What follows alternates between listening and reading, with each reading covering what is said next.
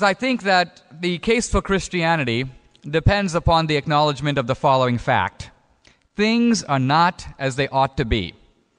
Anybody in this room disagree?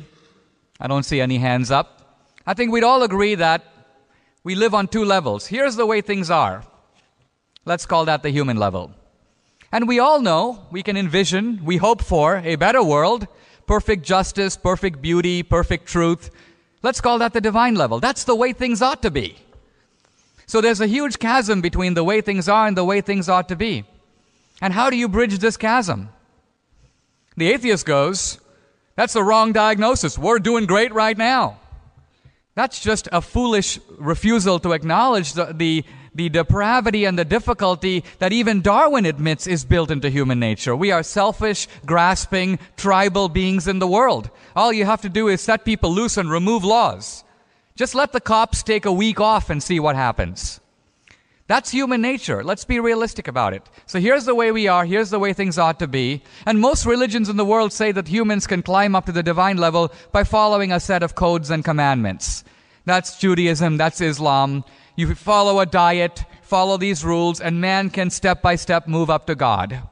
Christianity is unique and radical in saying, in effect, no. This gap is too big. We're sick in that sense. We cannot climb high enough to get to God's level. We can go up a couple of rungs, but it's ultimately not going to make a difference. Jesus saw that. So Jesus' point, in a sense, is the only way to close the gap is to reverse it. This level has to come down to our level. God has to, in some sense, become man. That's the only way to close this chasm. And Jesus ultimately is, if you will, God's emissary, God's ambassador to the world. And look at what Jesus says. He basically says, yes, we can't jump over the bar. In that sense, we're all guilty. But here's the remedy. What do we have to do to achieve salvation? Only one thing. Admit it. Essentially, if you plead guilty, you are going to get an acquittal.